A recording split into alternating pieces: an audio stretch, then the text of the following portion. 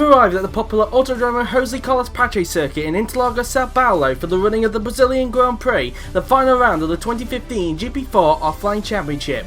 Coming into this week, along with the championship decider being a talking point, the final 6 seats for 2016 have been confirmed. So let's get right into this. The first team news we have today is that after a tough decision and a lot of speculation with it going back and forth, Red Bull have announced that 2009 World Champion Miklos Gau will remain with the team for another season. Miklos has had a pretty up and down season due to this year's Red Bull not being up with the pace of Mercedes and Ferrari, and the car on occasions having a lot of reliability problems. However, there have been some good moments for Miklos this year, including some brilliant performances towards the back end of the season, and his best moment of course coming from this year's Monaco Grand Prix, where he took his first win since Brazil 2013. He'll be looking to have a better year in 2016. I hope that Red Bull will build a car that can challenge for the championship next year, as he craves to become the third driver, maybe fourth if circumstances play out this week, to become a double world champion. He will partner alongside Armar next year, who will leave Williams to join the Milton Keynes based team. This news also means that Robert Ionescu will be leaving the team at the end of the season. However, luckily for him, another team has come to his rescue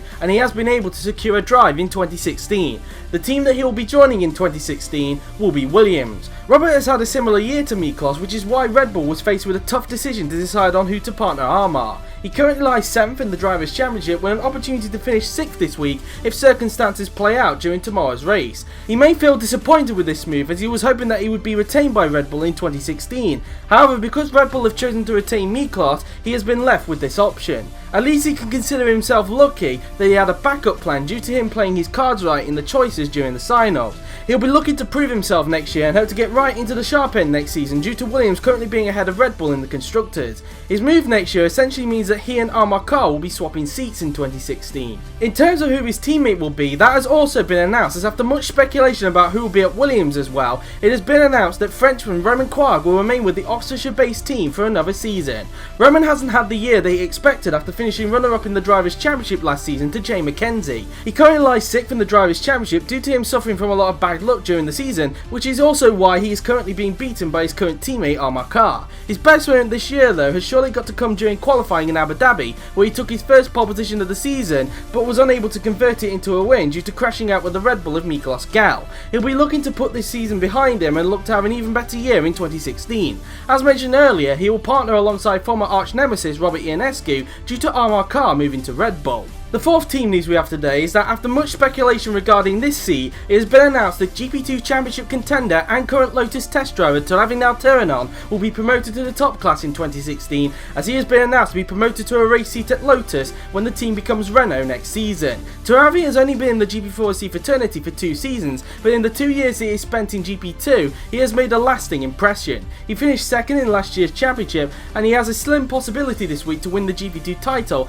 after a respectable fight all season with current championship leader in that series Gabriel Gomez, who will also be promoted to the top class next season with Haas. His move to the top class this season will give him a huge confidence boost, as he'll be looking to make an absolute impression next season. He will partner alongside David Greenwood next season, who was announced to be remaining at the team at the Belgian Grand Prix. This news sadly means that George Rowe will have to potentially sit on the sidelines next season, as for the 2nd time in his career he has been left without a drive. The penultimate team news we have today is that after a tough decision, McLaren have announced that Brit Oliver Glazebrook will remain with the Woking-based team for another season.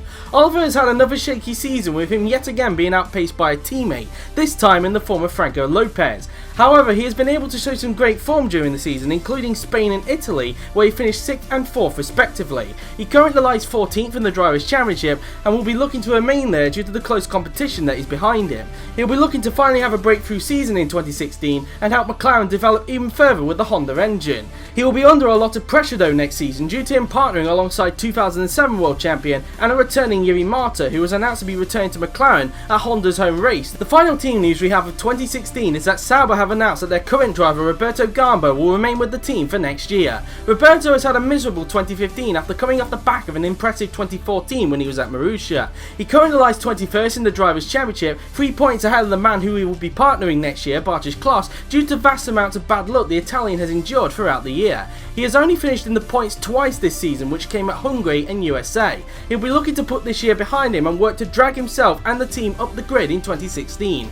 As mentioned, he will partner alongside Bartosz Kloss next season, who was announced at the last race to be leaving Haas to join Sauber. As a result of this news, we now have a complete grid for 2016. So just to recap, here are the drivers and teams for 2016 in the current Constructors' Championship order. Ferrari will retain multiple champions Florian Volker and Joseph Willows, Mercedes will retain 2014 champion Jay McKenzie and Britt Wilnella, Williams will retain Roman Quarg and he'll be joined by former nemesis Robert Ionescu, Red Bull will retain 2009 world champion Miklos Gau and he'll be joined by popular Brit Amar Kar, Force India will retain Rick Yan and he'll be joined by Argentine Franco Lopez, the rebranded Renault team will retain David Greenwood and he'll be joined by GP2 Championship contender Tavinal Terranon, McLaren will retain Oliver Glazebrook and he'll be joined by the return of 2007 world champion Yimi Mata, Toro Rosso will once again retain 2011 GP2 champion Franco Gamba and he'll be joined by 2014 DTM champion and a returning Michael Mocho, Sauber will retain Roberto Gamba and he'll be joined by Polish driver Bartosz Kloss, the renamed Manor Racing team will retain Etienne Jones and he'll be joined by 2014 GP2 champion Nicolas Pascali,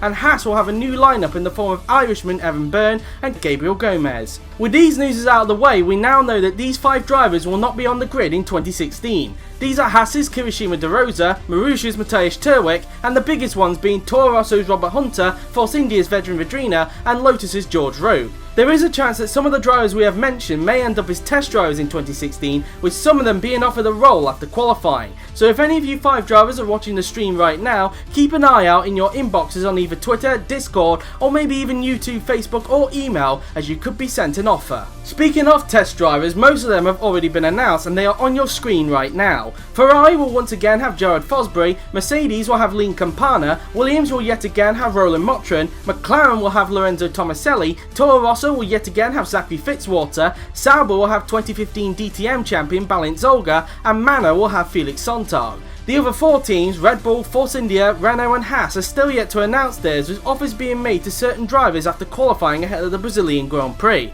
They have until Friday to make a decision, and if they don't reply before then, the offer will be sent to someone else. In other news, the lineups for GP2 next year have also been announced, which I am about to announce to you right now. Racing Engineering will retain Paolino Tomaselli and he'll be joined by Nicolas Zorbach, ART will retain Robin Kieles and he'll be joined by Ferrari test driver Jared Fosbury, Dams will retain the services of Thomas Pascal and Isaac Fachiret, Rapax will once again retain Serbian Suzana Radovojevic and she'll be joined by Chinese woman Lauren Chung, ensuring an all-female lineup at Rapax. Campos will have Lean Campana and Rodrigo Gomez, Carlin will have DTM graduates Bent Valdinger and Joel Hotter, Arden will have Alessandro Tomaselli and DTM graduate Xavi Perez, Trident will retain Jamie Griffiths and he'll be joined by Formula E graduate Davey Suarez, Russian Time will retain the services of Daniel Makama and Maxim Titkov, MP Motorsport will retain Max Skillen and he'll be joined by Andre Vaderi, and the new Prema Racing team will have the services of Henry Watzel and 2015 DTM champion and a returning name to GP2, Balint Zolga. The drivers who have not been able to secure a race seat in the top class or GP2 will have to apply for either DTM or Formula E if they want to race next season.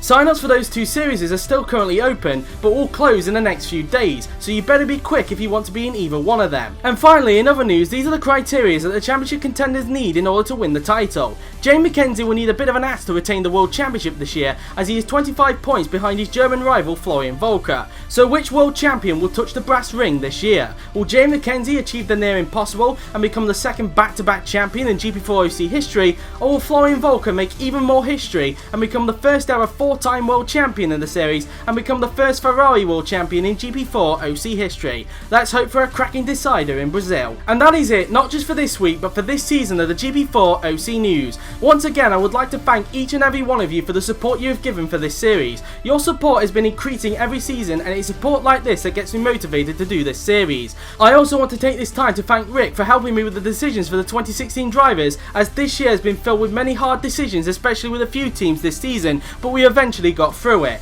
And I would also like to thank Yuri for giving me the opportunity to temporarily take over the series while he is away in the military, as I have had a lot of fun hosting this and I have learnt a lot about the game that I didn't know before I took over. I also want to thank everyone for the support you have given me throughout 2015, and I cannot wait to host my final top class season in 2016 before Yuri comes back.